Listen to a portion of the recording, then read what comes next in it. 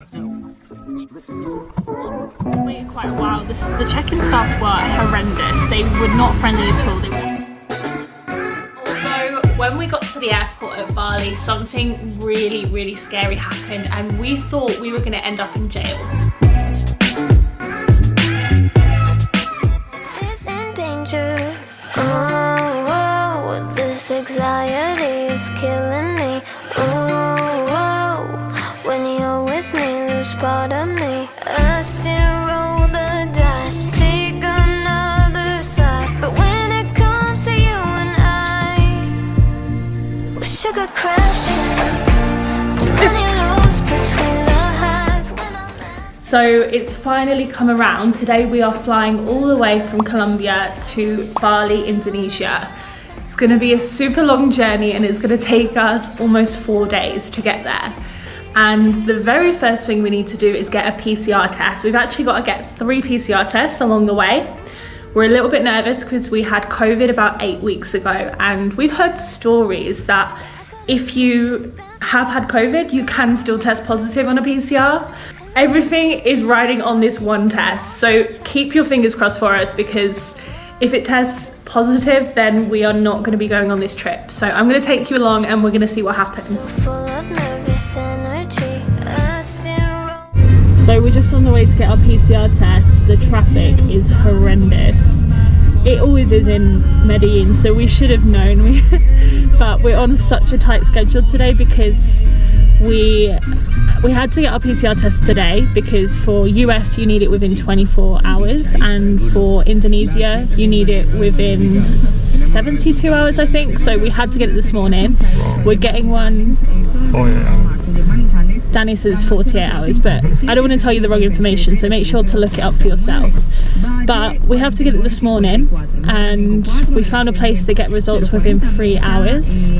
So we need to get there, get our test results back before we head off to the airport. So fingers crossed they're not late or anything and we get there sometime soon, because this traffic is just horrendous. sugar crashing. Too many lows between the highs when I'm laughing. It's only 'cause I'm about to cry. Yeah, I wish I could. So we just got our results back and they're negative. So happy, because if that came back as positive, we would have been screwed. Yes. Danny's happy as well. Oh my God.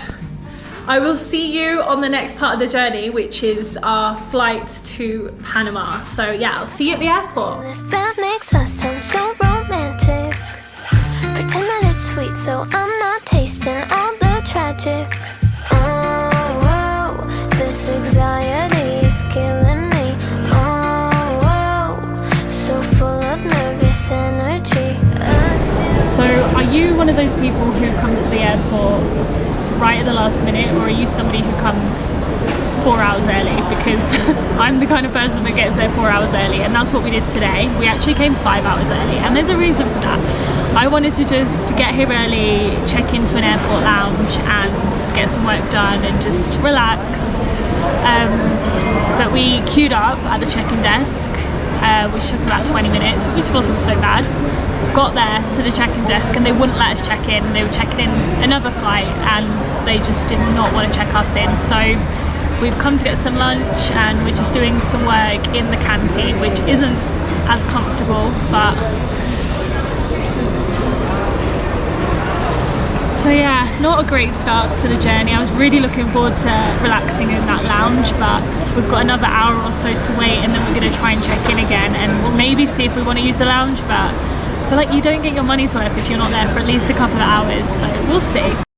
So we finally made it and we've grabbed ourselves a drink because we had a little bit of a stressful time. Danny's there with his Corona.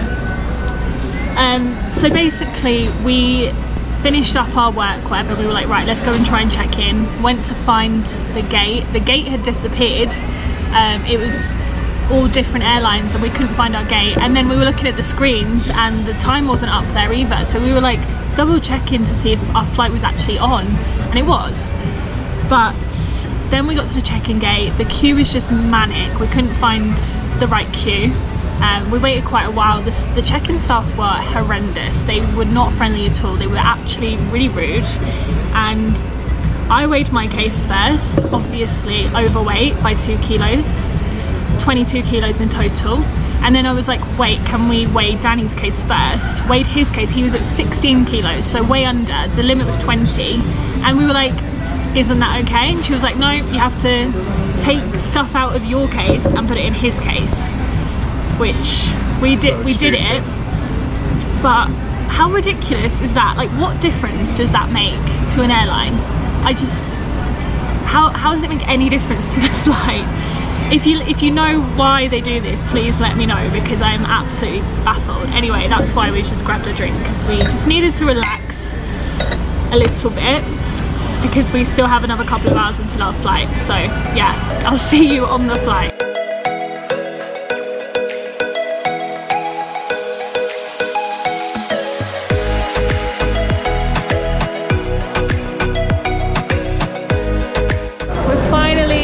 Boarding the plane. We've been waiting at this airport for the last 5 hours, so finally, this is flight number 1 of 4, so we'll see you on the other side.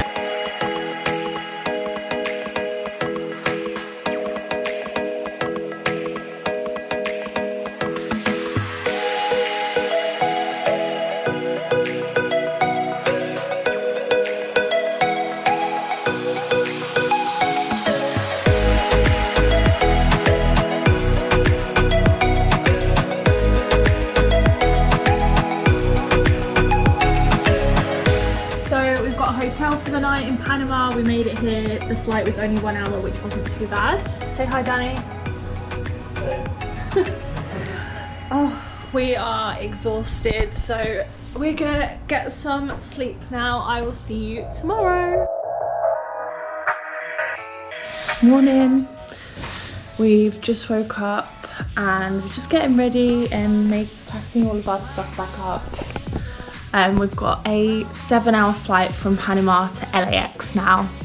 So we're just getting ready and then we're gonna go. It's 4:30 a.m. Ready for this next flight? Yeah. Danny's a bit sleepy.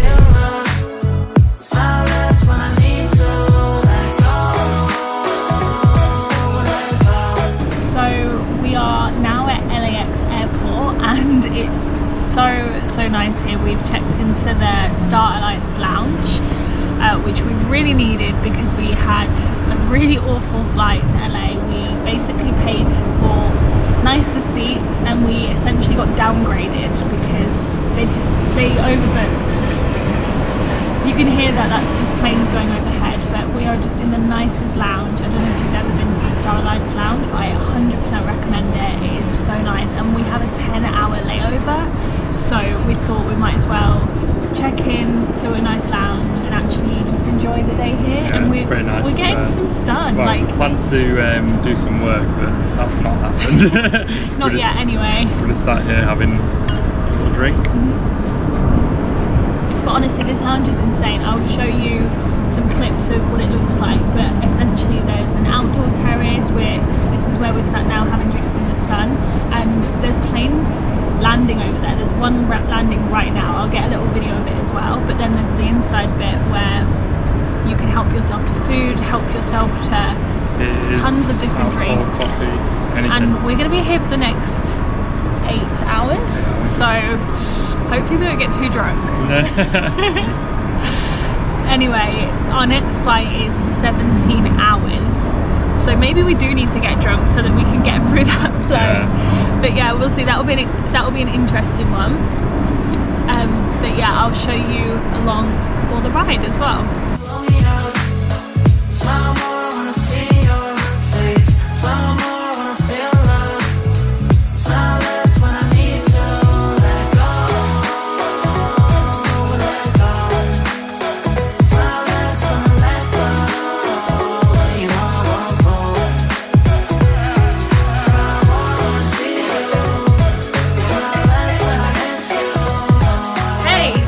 We made it to Bali. We got through that horrendous 50-hour journey. Although when we got to the airport at Bali, something really scary happened and we thought we were gonna end up in jail. I'm gonna tell you that story, but first let me tell you what the journey was like overall. We kind of stopped filming towards the end because we were so exhausted. Like a 50-hour journey, you don't even realize how tired you're gonna be, especially when you don't get so much sleep, and especially when your sleeping pattern is just all over the place. I mean, we were on a 17-hour flight, which was the second to last flight with Singapore Airlines. Singapore Airlines was absolutely amazing, by the way.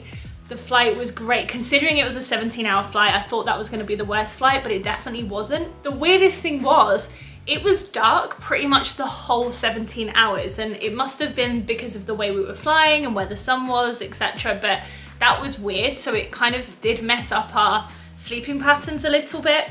But honestly, that flight wasn't too bad at all. We did manage to sleep around 6 hours, which was great. So we got to Singapore, we hopped on our next flight to Bali, got there just fine, landed on time and everything. And everything seemed to go super smooth at the airport. First we had to check in at some desk, then we had to get our PCR test, then we had to go through immigration, they checked our visas, all of that stuff. That all went great. And it wasn't until we had to wait for our luggage that everything kind of went wrong. So we were waiting a good 45 minutes for our luggage to come out. It was taking a really long time, and we thought nothing of it. We just thought they were being slow and that our luggage was the last to come out, which happens sometimes, right? And when the luggage came out, one of the locks on our cases was missing on my case. So there was a padlock on my big case that was gone. And at first I was so tired, I didn't even care. I was like, there's nothing valuable in my case, so we're gonna be absolutely fine. Nothing is gonna be taken. And if it is, it won't matter. So didn't think of anything of it, grabbed our cases, so happy to have them because we'd been waiting so long, and then we went through to customs.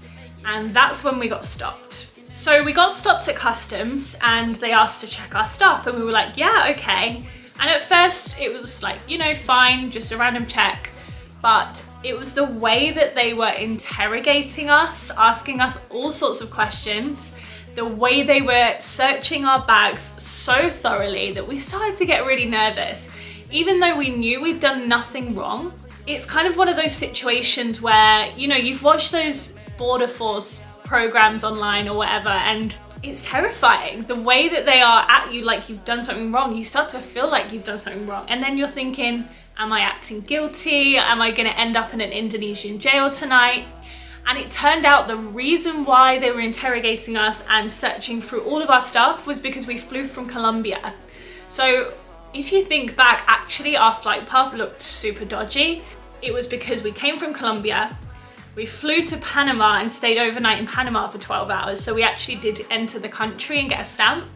And then we flew to LA, Singapore, Indonesia. So it can look a little bit dodgy, I guess. And I'm guessing that's what they were thinking. And we must have got flagged as soon as we came through, because we figured out later that actually they'd already searched my case, because they searched all of my hand luggage, my backpack, everything. They searched Danny's big case, but they didn't search mine because the lock was missing. They'd obviously already searched it. Luckily, we were absolutely fine. Obviously, we didn't have anything bad on us, but I still was worried that they were gonna find something that was illegal, that we didn't know that was supposed to be illegal. So I was shaking. I was feeling so scared, so nervous. And when they told us we could go, oh my God, that moment of relief was just, I've never felt like that before. It really shook me. Like, I felt that fear for like the next day or so. So we didn't end up in jail, we got through, we got into Bali, and we are so happy to be here. Just a disclaimer, I've actually been here about 2 weeks now, but I've been so busy, I haven't actually had the time to film the end of this video, which is really bad, but you know, life happens. We've been trying to settle in. We're staying in Canggu, which is amazing, right by the beach. And when we first got to Bali, we stayed at the Tugu Hotel, which I'm going to show you some clips from there because it is absolutely beautiful. It's a really historic, artistic hotel, and the staff were incredible. The room was absolutely stunning, as well as the bathroom. It had a little fish pond outside, and a waterfall type shower. When you walk through the lobby, you just feel like you're really in a cultural hotel, so very cultural to Bali. And I think that was important to us when we picked the hotel, because we wanted to instantly feel like we were in Bali and not just stay in a big resort. Honestly, we had the best start. After we got over the drama at the airport, we had the best start. The first 4 days we spent at the Canggu hotel. When we entered Bali, there was a rule that you had to spend 4 days in a hotel when you get there, and then have a PCR test on day 3, which we had. I don't know why I was so nervous about the PCR test, and luckily it came back negative, so we were all good to go after that. The rules probably have changed since you're watching this, because they are literally changing every single day. But that's what we had to do, and everything went absolutely amazing. We have settled into life here already. We've rented a scooter, we've joined a gym, we've found an amazing co-working space, and I'm gonna tell you guys about all of this really soon in an upcoming video. But I'm gonna wrap up here. Let me know in the comments if you've ever had anything happen to you, like what happened to us at the airport, and tell me how you felt and how you dealt with it. But yeah, if you're in Bali or you're coming to Bali soon, then make sure to reach out to me on Instagram. I would love to hear from you. I come out with videos every single week, so make sure to subscribe, and I will see you again very soon.